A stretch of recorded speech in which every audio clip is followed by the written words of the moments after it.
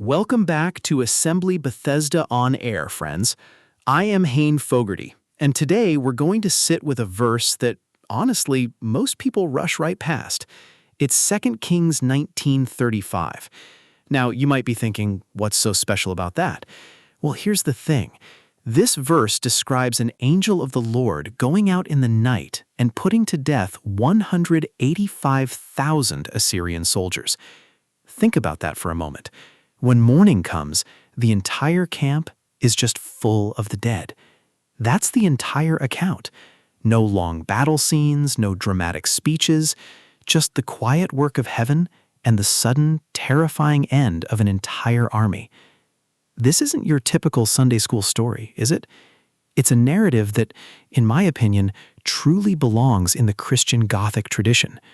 We're talking night, an unseen presence, a vast number of the dead at dawn, and a people of God waking up to a deliverance they didn't win with swords. The atmosphere, the darkness, it's all already there in the text. We don't have to invent it. God chose it for this particular judgment. Let's dive deeper into why this story is so profoundly unsettling and equally profound in its message. To truly grasp the weight of 2 Kings 19:35, we need to set the scene properly. Imagine this. The Assyrian Empire is the absolute superpower of its day. Its brutal armies have swept across the entire region. Cities have fallen, populations have been deported, their histories erased. The messengers of the Assyrian king, arrogant and powerful, have stood right outside the walls of Jerusalem, mocking the God of Israel by name. They've listed all the nations they've already crushed, boldly asking why Judah would think it would be any different. The taunts are public, and the fear inside the city is absolutely palpable. It's real. King Hezekiah, in desperation, has torn his clothes, put on sackcloth, and gone straight to the temple to pray. And the prophet Isaiah, thankfully, has spoken a powerful word of assurance. The Lord has heard. The Lord will act. Then just the night comes, and that's where our story truly begins its unsettling work. Now, what's truly striking about the biblical account, it's its profound brevity when describing the angel's action. The text doesn't describe the angel's appearance. It doesn't tell us whether the soldiers cried out in terror or whether they simply stopped breathing in their sleep. It certainly doesn't give us a timeline measured in minutes or hours. Facing this unimaginable catastrophe, simply breaks camp and goes home. Jerusalem is spared without lifting a single sword. Christian Gothic writing has always understood that holiness can and often is frightening.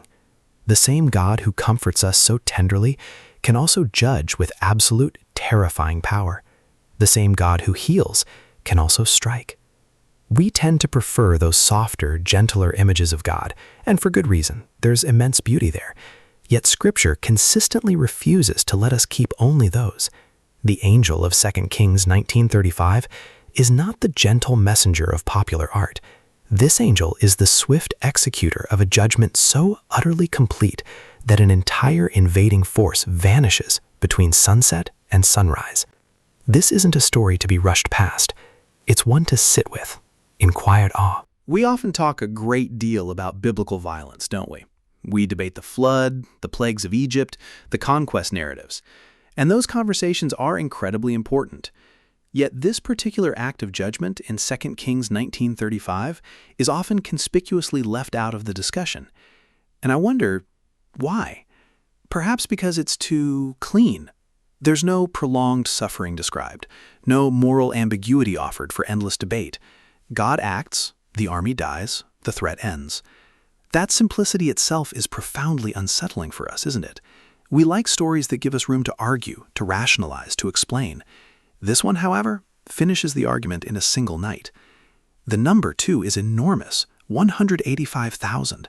That's not a skirmish or a minor battle. That is the complete erasure of a military force large enough to threaten an entire region, even an empire. The text treats this staggering number with the same calm, matter-of-fact tone with which it treats the very fact of the angel. There's no attempt to soften the scale, no sugarcoating.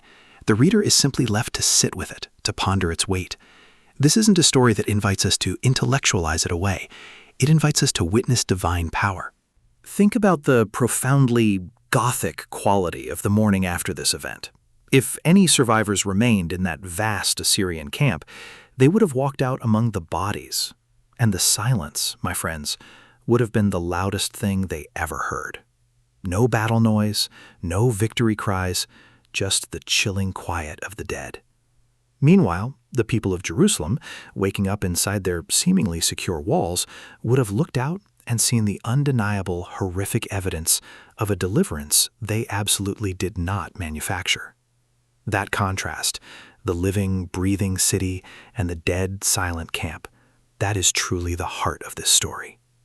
The sequence here matters profoundly too. Hezekiah prays. Isaiah speaks.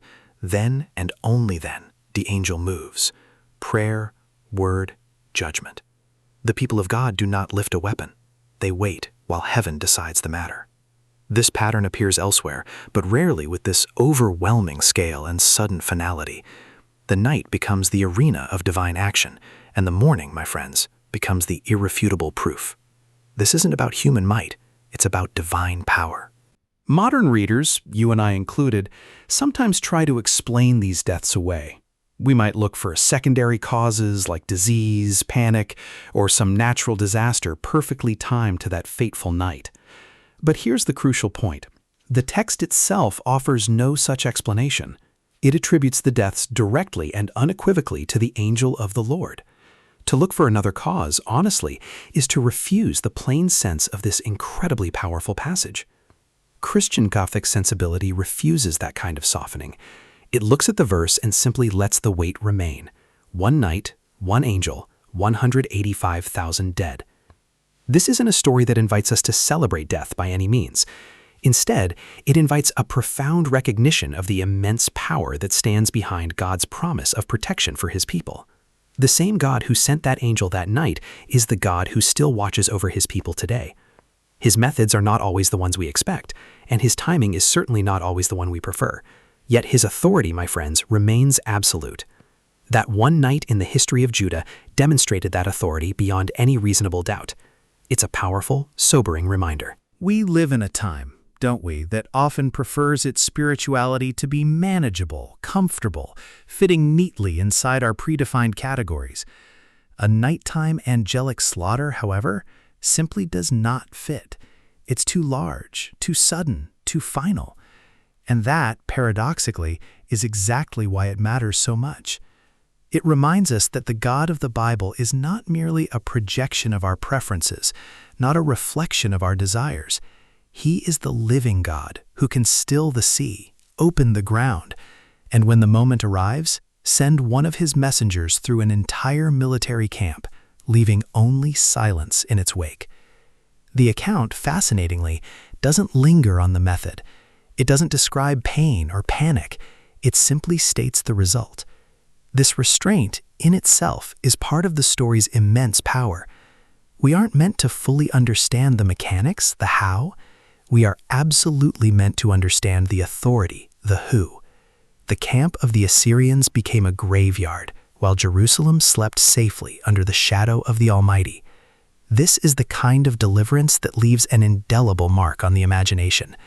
It's not slow diplomacy or gradual erosion of strength. It's sudden, complete, and utterly final. So, what do we take from this incredible, chilling story, friends? We remember it not to glory in judgment, but to recognize the immense, unseen power behind God's promises of protection. The same God who acted that night still acts today. His ways are not our ways, and his thoughts are not our thoughts. Yet his word stands, and his angel moves when he sends him. The verse is short, but the event is vast. 185,000 men who went to sleep as conquerors never woke up. The city they came to destroy woke to undeniable divine intervention.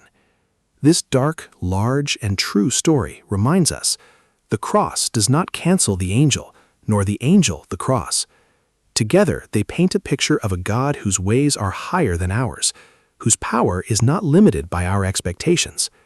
The Assyrian camp fell silent. Jerusalem continued. This difference was decided in the dark by heaven's messenger. That's the heart of 2 Kings 19:35. It's a story we need to remember. Thank you for joining me today. It's always a pleasure to spend this time with you. God bless, and until next time, courage. If you like what I do here, head on over to www.assemblybethesda.com.